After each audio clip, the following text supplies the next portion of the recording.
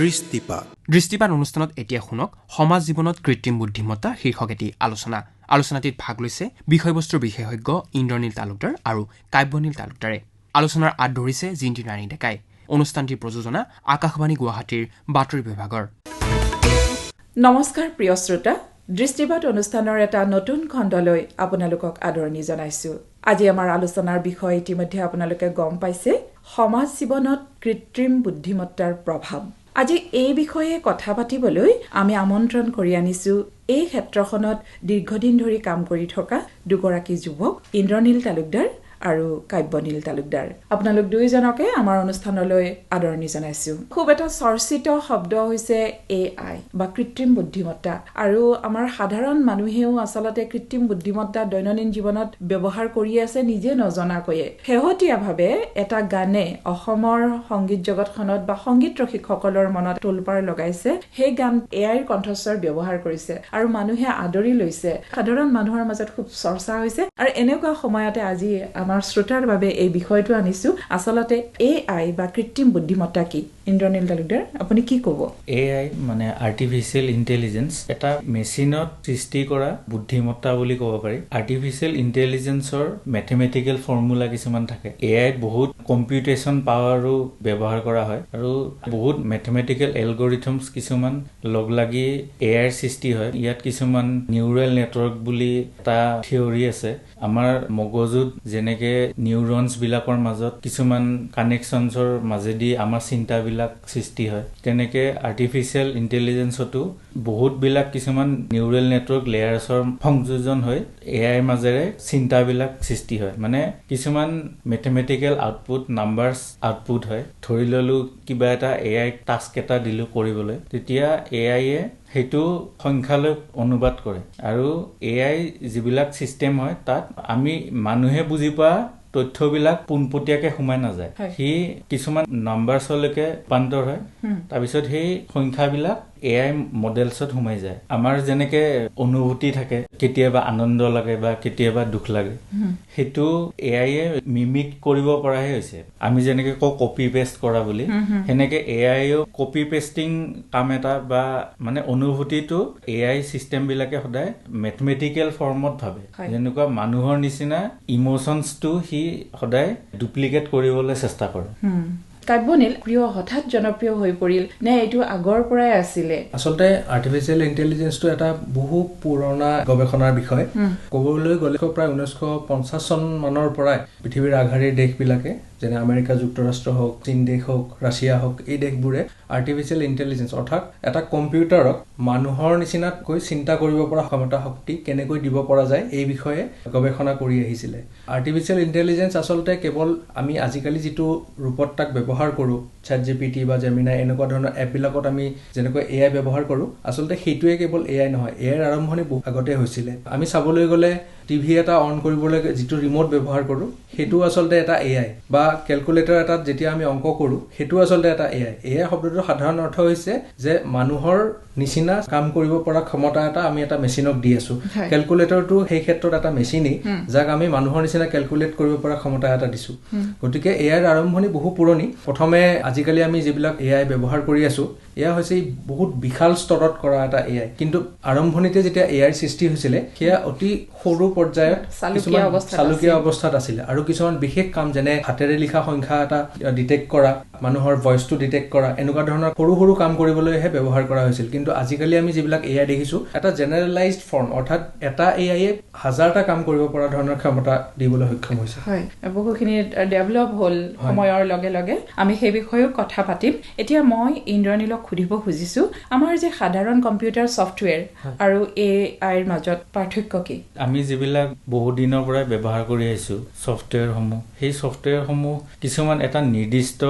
Guidelines বা ফৰ্মুলাৰ ভিতৰতহে কাম কৰে। মানে এটা ছফ্টৱেৰ আমি যেতিয়া ডিজাইন কৰোঁ, তেতিয়া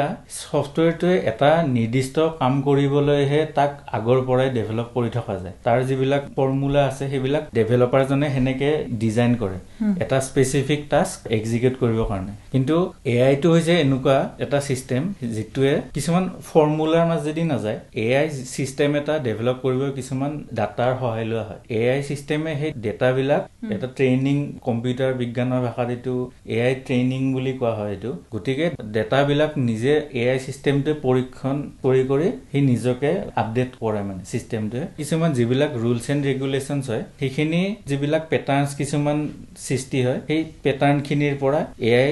মডেলছ বিলাকে শিকে গতিকে সেইটো AI সিস্টেম ডেভেলপ কৰা গোটেই যিটো প্ৰণালী হয় সেইটো ট্ৰেইনিং ডেটা ওৰিয়েণ্টেড বুলি ক'ব পাৰি আৰু বহুত যিবিলাক কমপ্লেক্স টাস্ক কিছুমান আছে কণ্ডিশ্যনছ যদি বহুত হৈ যায় তেতিয়াহ'লে আমাৰ যিবিলাক সাধাৰণ ছফ্টৱেৰ হয় সেই সাধাৰণ ছফ্টৱেৰবিলাকে কিছুমান সমস্যা সমাধান কৰিব নোৱাৰে কিন্তু কিছুমান বহুত জটিল সমস্যা AI সমাধান কৰিব পাৰিছে কাৰণ AI যিটো ডেভেলপ হোৱা প্ৰক্ৰিয়া সেইটো মেথমেটিকেল আৰু নিউৰেল নেটৱৰ্ক নামৰ এটা পদ্ধতিৰ মাজেদি ডেভেলপ হৈছে AI বিলাক গতিকে উদাহৰণস্বৰূপে আগতে আমি যদি দবা খেলৰ কথা আলোচনা কৰো চেছ গেমটোত আগতে কম্পিউটাৰ বেছি স্মাৰ্ট নাছিলে কিন্তু এতিয়া AI অহাৰ পৰা কম্পিউটাৰ সিস্টেম বিলাকো বহুত মানুহৰ নিচিনাকে খেলিব পৰা হ'ল কাৰণ তাক আমাৰ হিউমেনছ বিলাকে যিবিলাক গেম খেলিছে মানুহে সেইটো বহুত মিলিয়নছ অফ গেমছৰ ওপৰত AI মডেলছ বিলাক ট্ৰেইন কৰা হৈছে আৰু হেনেকে মানুহৰ নিচিনাকে কাম কৰাটো শিকি যায় গতিকে এইটো আমাৰ ট্ৰেডিশনেল সিস্টেমছ হয় আমি যিবিলাক এপ ডেস্কটপৰ সফটৱেৰছ কিছুমান সেইবিলাক ব্যৱহাৰ কৰো তো তাতকে বহুত মানে জটিল সমস্যা সমাধান কৰিব পাৰে আৰু ডেভেলপ কৰা প্ৰক্ৰিয়াটো দুইটাৰে সম্পূৰ্ণ বেলেগ হয় এইখিনিতে মোৰ এটা কথা জানিব মন গৈছে এতিয়া কৃত্ৰিম বুদ্ধিমত্তাই বাৰু মানুহৰ নিচিনাকে চিন্তা কৰিব পাৰে নেকি নে তাক মানুহেহে পৰিচালিত কৰিব লাগিব নিজাকে তাৰ চিন্তা শক্তি আছে নে নাই বাৰু এইটো এটা খুব ভাল প্ৰশ্ন কৰিছে আপুনি বিশেষকৈ আজিৰ দিনত আমি যিবিলাক AI সিস্টেম ব্যৱহাৰ কৰি আছো তাৰ যিবিলাক ৰিজাল্ট আমি ধৰি লওক এটা প্ৰশ্ন কৰিলে সি যিবিলাক উত্তৰ আমাক দিব পৰা হৈছে বা যিটো পৰ্যায়লৈ গৈছে AI বিলাক আগবাঢ়ি সাধাৰণতে ভাবিবলৈ বাধ্য হৈছো আমি আচলতে যে সেই AI টো আচলতে মানুহৰ নিচিনা চিন্তা কৰিব পৰা হৈছে নেকি যেহেতু আমি এই ক্ষেত্ৰখনত কাম কৰি আছো আৰু AI সিস্টেমছ কেনেকৈ ডেভেলপ কৰা হয় এই বিষয়ে আমি কিছু হলেও অভিজ্ঞতা লাভ কৰিছো আমি ক'ব বিচাৰো যে AI টো এতিয়াও খুব এডভান্স লেভেলৰ এটা কম্পিউটাৰ প্ৰগ্ৰাম বা এটা মেথমেটিকেল ফৰ্মুলা যদিও এনেকুৱা লাগে যে মানুহে চিন্তা কৰাৰ নিচিনাকৈ AI টোই চিন্তা কৰিছে বা লিখিছে বা গান গাইছে কিছু ক্ষেত্ৰত ভিডিঅ' বনাইছে কিন্তু আচলতে সেইটো যদি আমি ভিতৰলৈ গৈ চাও যে কেনেকৈ AI টোই কাম কৰি আছে সেইটো আচলতে এটা অতি জটিল গাণিতিক এটা ফৰ্মুলাহে হয় গতিকে যদিও সি মানুহৰ নিচিনা কথা কয় বা চিন্তা কৰে বা গান লিখে গায় কিন্তু আচলতে হেতু এটা ভিতৰত অংক নিচিনাহে এটা চলি আছে তাক মানুহে নিৰ্দেশ কৰে কৰি থোৱা আছে আৰু সেইমতে কাম কৰি যায় এইখিনিতে মই ইন্দ্ৰনীলক খুদিব খুজিছো AI কেৱল ডাঙৰ ডাঙৰ কোম্পানীবোৰতহে ব্যৱহাৰ হ'ব নেকি আমাৰ দৈনন্দিন জীৱনত সাধাৰণ মানুহ উপকৃত হ'ব পৰাকৈ AI ব্যৱহাৰ হ'ব পাৰে নে হৈ আছে নে বাৰু হয় আচলতে AI আমি গম নোপোৱাকৈ আমি বহুত বছৰ আগৰ পৰা ব্যৱহাৰ কৰিয়ে আছো আমি কেতিয়াবা গাড়ী চলাওঁতে আমি গুগল মেপছৰ ব্যৱহাৰ কৰো গতিকে গুগল মেপছ এপ্লিকেশনটো বহুত বছৰ আগৰ পৰাই AI আছে কিন্তু আমি সাধাৰণ মানুহে এইটো গম নাপাও কিবা এটা টেকনলজি বুলি ভাবি আমি কৰি আছো আচলতে সেইটো AI নহয় জানো হয় তাৰ ব্যাকগ্ৰাউণ্ডত AI সিস্টেম বহুত দিনৰ পৰা আছে বা আমি ট্ৰান্সলেচন এপ্লিকেশন বহুত বছৰৰ পৰা ব্যৱহাৰ কৰিয়ে আছো গতিকে সেইবিলাকো আৰ্টিফিশিয়াল ইন্টেলিজেন্সৰে এটা এপ্লিকেশন হয় কিন্তু আমি এতিয়া যিবিলাক আমাৰ AI মডেলছ ডেভেলপ হৈছে সেইবিলাকৰ প্যাৰামিটাৰ সাইজ বুলি কয় হেতু বহুত বিলিয়নছ অফ প্যাৰামিটাৰছ বা আনকি ট্ৰিলিয়ন প্যাৰামিটাৰ মডেলও আজিকালি হৈছে মানে বহুত বিশাল মডেল হৈছে এটো কাৰণে হৈছে যে আজিকালি যেটো আৰ্কিটেকচাৰ নতুনকে আহিছে হেতু 2017 চনত এখন ৰিসাৰ্চ পেপাৰ পাবলিশ হয় তাৰ পৰাই আমি ট্ৰান্সফৰ্মাৰ আৰ্কিটেকচাৰ নামৰ এটা নতুন আৰ্কিটেকচাৰ হেতু এটা অৱদান হয় তথ্য প্ৰযুক্তি জগতলৈ গতিকে সেই যেটো উদ্ভাৱন হল ট্ৰান্সফৰ্মাৰ আৰ্কিটেকচাৰ হেতু এটা বহুত যুগান্তকাৰী এটা উদ্ভাৱন হৈছে আৰ্টিফিশিয়াল ইন্টেলিজেন্সৰ এই ক্ষেত্ৰখনত গতিকে সেই যেটো আৰ্কিটেকচাৰ ডেভেলপ হল তাৰ ফলত বহুত কমপ্লেক্স কাম কিছুমান সহজ হৈ গৈছে আৰু বহুত মডেলছ বিলাক বহুত স্মাৰ্ট হৈ গল গতিকে আমি দেখিব পাৰিছো যে যিবিলাক সমস্যাৰ সমাধান আমি বিচাৰো সেইবিলাক আগতকৈ বহুত ভালকৈ কৰিব পৰা হল আৰু তেতিয়াৰ পৰা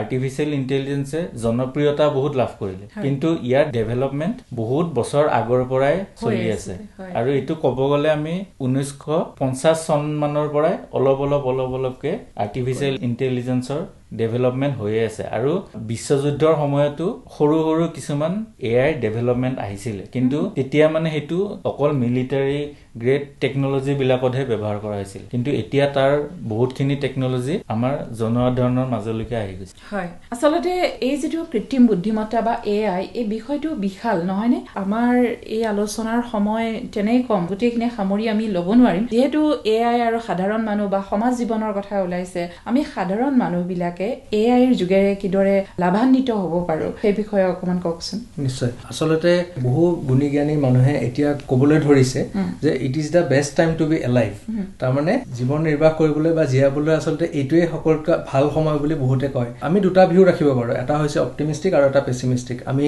ভাল বিষয়বিলাক আয়ত্ব কৰিব পাৰো আৰু কিছুমানে হয়তো বেয়া কথাখিনিও আয়ত্ব কৰিব পাৰে কিন্তু সব বস্তুৰে ভাল বা বেয়া থাকে গতিকে আমি AI টো তেনেকুৱা এটা বিষয় এইটো এটা টুলহে এই টুলটোক কেনেকৈ মানুহে ব্যৱহাৰ কৰিব সেইটো নিজৰ ওপৰত কথা গতিকে সকলো বস্তুৰে ভাল বেয়া থাকে আৰু আমি ভালটো লোৱা উচিত এতিয়া এনেকুৱা হৈছে আগতে যিবিলাক কাৰিকৰী বিদ্যা আছিলে সেই বিদ্যাবিলাক পৃথিৱীৰ কিছুমান ইউনিভাৰ্চিটি বিলাকৰ মাজত সোমাই আছিলে আৰু সকলোৰে এই সুবিধা বা সুযোগ নহয় তাত পঢ়াৰ ভাল শিক্ষা গ্ৰহণ কৰাৰ বিভিন্ন কাৰণত কিন্তু AI অহাৰ পৰা এডুকেশ্যন অৰ্থাৎ শিক্ষা ব্যৱস্থাটো ডেমক্ৰেটাইজ হৈ গৈছে এতিয়া সকলো মানুহে এটা মোবাইল বা এটা কম্পিউটাৰ ব্যৱহাৰ কৰি ইন্টাৰনেট ব্যৱহাৰ কৰি AI ব্যৱহাৰ কৰি শিক্ষা গ্ৰহণ কৰিব পৰা হৈছে নিজৰ ঘৰতে গতিকে কাৰিকৰী বিদ্যা বা যিকোনো ধৰণৰ বিষয়ৰ ওপৰত জ্ঞান আহৰণ কৰিবলৈ AI টো এটা বহুত উপযোগী এটা আহিলা হিচাপে জনপ্ৰিয় হৈছে গতিকে শিক্ষাৰ্থীসকলৰ পৰা আৰম্ভ কৰি ৰিচাৰ্চাৰ বা যিয়ে ইতিমধ্যে কিবা কামত জড়িত হৈ আছে তেওঁলোকেও নিজক আগুৱাই লৈ যাবৰ কাৰণে AI ব্যৱহাৰ কৰাটো অত্যন্ত জৰুৰী হৈ পৰিছে সময়ৰ লগে লগে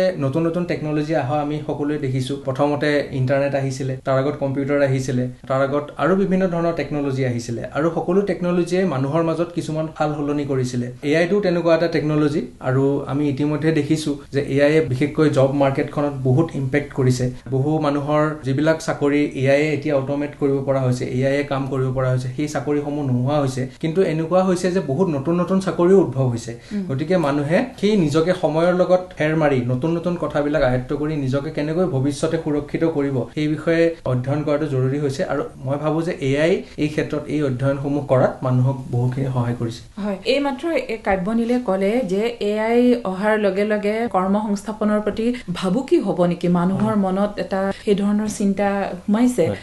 প্ৰথম যেতিয়া কম্পিউটাৰ বহুলভাৱে ব্যৱহাৰ হ'বলৈ ধৰিছিলে তেতিয়াও মানুহে ভাবিছিলে যে কৰ্মসংস্থাপন হেৰাব কাৰণ যিবোৰ মেনুৱেলি কাম কৰা হৈছিল কম্পিউটাৰৰ যোগেৰে কৰাৰ ফলত বহু মানুহ তেনেকুৱা কামবোৰৰ পৰা ছাটাই কৰিব লগা হৈছিল বা তেওঁলোকৰ মানুহবোৰৰ প্ৰয়োজন নাইকিয়া হৈ গৈছিলে এতিয়া বাৰু AI ৰ বহুল ব্যৱহাৰ হ'লে তেনেকুৱা হ'ব নেকি চাকৰি বা মানুহে কৰ্মসংস্থাপন হেৰুৱাব নেকি সাধাৰণ মানুহৰ মনত কিন্তু সেই ধৰণৰ চিন্তাটো আহিছে হয় AI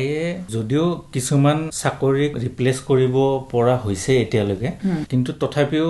AI নতুন কিছুমান কৰ্মসংস্থাপনৰ সৃষ্টিও কৰিব তো আগতে যিবিলাক কাম নাছিলে এতিয়া AI জগতখনতো হেনুকা বহুত নতুন নতুন কামৰ সৃষ্টি হৈছে গতিকে সদায় প্ৰযুক্তি নতুন নতুন আহি থাকিব আৰু প্ৰযুক্তিৰ লগত মানুহে নিজকো অলপমান সলনি কৰি থাকিব লাগিব আৰু নতুন নতুন টেকনলজি বিলাকো মানুহে শিকি গৈ থাকিব লাগিব তেতিয়া মই ভাবো যে নতুন যি সময় আহিব তাৰ কাৰণে মানুহে নিজকে প্ৰস্তুত কৰিব পাৰিব তেতিয়া যিবিলাক মাৰ্কেটৰ কাৰণে নিজকে উপযোগীকৈ নিজকে প্ৰস্তুত কৰিব পাৰিব কিছুমান এনেকুৱা কাম যিবিলাক ৰিপিটেটিভ ৱৰ্ক বুলি কোৱা হয় তো তেনেকুৱা ৰিপিটেটিভ ৱৰ্ক কিছুমান বা একাউন্টিং তেনেকুৱা কাস্টমাৰ কেয়াৰ সাপোৰ্ট তেনেকুৱা কিছুমান কাম ইতিমধ্যে ৰিপিটেটিভ ৱৰ্ক কিছুমান AI ভালকৈ কৰিব পৰা হৈ গৈছে গতিকে এমপ্লয়ি সকলে মানে নতুন নতুন কিছুমান অপৰচুনিটি যেতিয়া বিচাৰি থাকিব পাৰে তেতিয়া হয়তো ভৱিষ্যতলৈ সুৰক্ষা এটা থাকিব আৰু এতিয়া যেনেকে মানে ভাবুকিৰো সৃষ্টি কৰিছে কিছু কৰ্মসংস্থাপন কমাব আকৌ নতুন নতুন কৰ্মসংস্থাপনৰ সৃষ্টি কৰিব AI ৰ জৰিয়তে কিন্তু মানুহে কি কৰিব লাগিব যে সময়ৰ লগত খোজ মিলাই এই ধৰণৰ নিজকে শিকি ল'ব লাগিব নহয় তেতিয়াহে মিলি থাকিব পাৰিব আৰু AI মানুহৰ কাৰণে আশীৰ্বাদ হ'ব নিশ্চয় তো আচলতে সময়ৰ আহ্বান সময় সময়ে আমি নতুন নতুন টেকনলজি অহা আমি দেখিছোই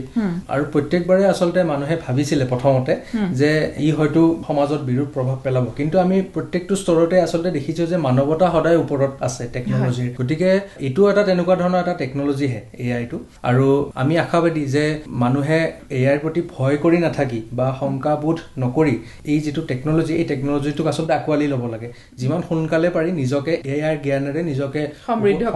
কৰা উচিত তেতিয়াহে আচলতে ভৱিষ্যতৰ যিখন পৃথিৱী হ'ব সেই পৃথিৱীখনত সকলো মানুহে ভালদৰে চলিব পাৰিব আৰু লগতে যিবিলাক কামত ক্ৰিয়েটিভিটিৰ প্ৰয়োজন য'ত মানুহৰ চিন্তা শক্তিৰ সৃষ্টিশীলতাৰ প্ৰয়োজন সেই ক্ৰিয়েটিভ কামবিলাকত নিজকে নিয়োগ কৰিবলৈ আমি সময় উলিয়াব পাৰোঁ গতিকে এআইৰ ব্যৱহাৰ কৰি নিজৰ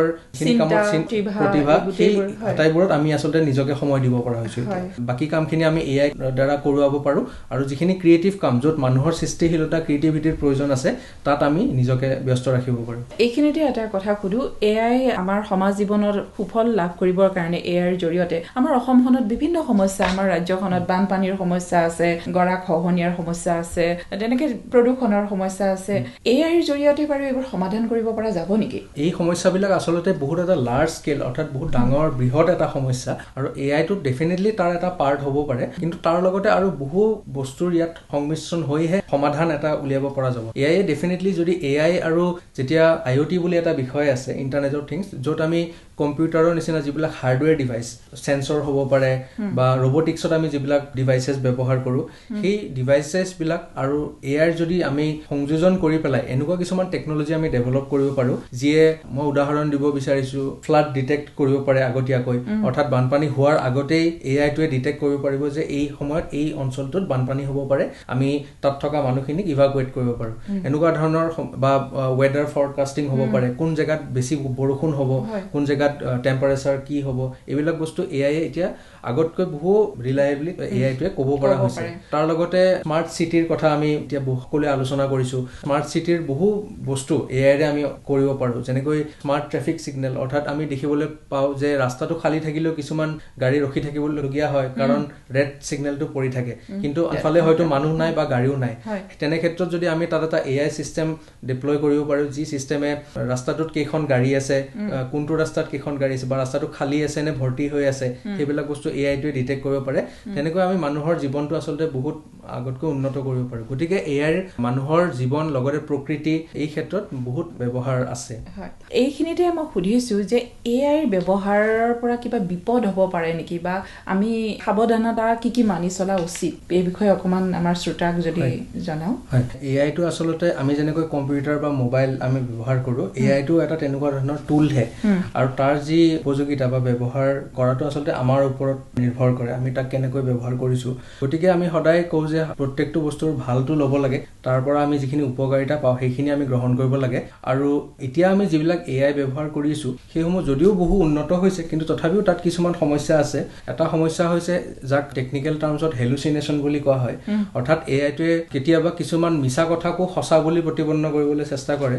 আৰু সেইমতে এআইটোৱে মিছা কথাও আচলতে কেতিয়াবা মাতে গতিকে সেই ক্ষেত্ৰত আমি যেতিয়া যিকোনো এটা ইনফৰমেশ্যন আমি এআইৰ যোগেৰে চাৰ্চ কৰোঁ সেই ইনফৰমেশ্যনটো সম্পূৰ্ণ শুদ্ধ হয় নে নাই সেইটো আমি কেৱল এআইটোৱে কৈছে বুলি আমি আচলতে গ্ৰহণ কৰিব নালাগে তাক আমি সদায় ফেক্ট চেকিং বুলি যাক কওঁ আমি ইণ্টাৰনেটৰ মাধ্যমেৰে হওক বা আমাৰ জ্যেষ্ঠজনক সুধি পেলাই হওক আমি সেই কথাটোৰ সত্যতাটো প্ৰমাণ কৰিব লাগে কেৱল এআইটোৰ ওপৰতে বিশ্বাস নকৰি পেলাই তাৰ লগতে এআইৰ আজিকালি বহুত আমি বিৰূপ ব্যৱহাৰো দেখিছোঁ যেনে ডিপ ফেক বুলি যাক কয় অৰ্থাৎ এজন মানুহৰ সম্পূৰ্ণ নকল ছবি নিৰ্মাণ কৰিব পাৰি বা আজিকালি ভিডিঅ' বা অডিঅ' যদিও সেই মানুহজনে কোৱা নাই তথাপি এনেকুৱা এটা অডিঅ' বনাব পৰা যায় যাক শুনি পেলাই লাগে যে সেই মানুহজনেই আচলতে কৈছে কিন্তু সেই ক্ষেত্ৰত যিহেতু টেকনলজিটো আছে আৰু মানুহৰ এতিয়া আমি যদিও বিচাৰোঁ যে সকলো মানুহে ভাল হওক বা ভালকৈ ব্যৱহাৰ কৰিব লাগে তথাপি পৃথিৱীত এনেকুৱা এটা দুষ্ট চক্ৰ আছে যিয়ে এআইৰ বেয়া ব্যৱহাৰ কৰিছে কিন্তু সেই ক্ষেত্ৰত আমি আচলতে নিজেই সজাগ হ'ব লাগিব যিহেতু তাক আমি সম্পূৰ্ণৰূপে গুচাই দিব নোৱাৰোঁ এই বেয়াখিনি থাকিবই 1% হ'লেও মানে বেয়া ব্যৱহাৰ হৈয়ে আছে সকলোৱে দেখিছোৱেই কিন্তু এনেকুৱা ধৰণৰ ইনফৰমেশ্যন যেতিয়া আমাৰ তালৈ আহে বা কোনোবাই ফৰৱাৰ্ড কৰে আমাক হোৱাটছএপতে হওক বা বেলেগতে হওক সেই ইনফৰমেশ্যনটো আমি আচলতে ভেৰিফাই কৰিব লাগে যে সঁচা হয় নে নহয় যদি কোনোবা এজন নিজৰ বন্ধু বা বান্ধৱীৰে কথা আমি শুনিছোঁ এআই জেনেৰেট কৰা এটা অডিঅ' বা এটা ভিডিঅ' বা এখন ফটো আমি দেখিছোঁ আমি আচলতে সেই মানুহজনৰ পৰাই আচলতে সেই কথাটো সুধি ল'ব লাগে যে এনেকুৱা এখন ফটো বা ভিডিঅ' জেনেৰেট হৈছে এইটো সঁচাকৈ তুমি হয় নে এইটো এআই জেনেৰেটেড হয় আমি সকলোৱে আচলতে সজাগ হোৱাৰ খুবেই প্ৰয়োজন হৈছে এতিয়া কিয়নো আমাৰ সন্মতি নোহোৱাকৈ এআই চিষ্টেমবিলাকে বহু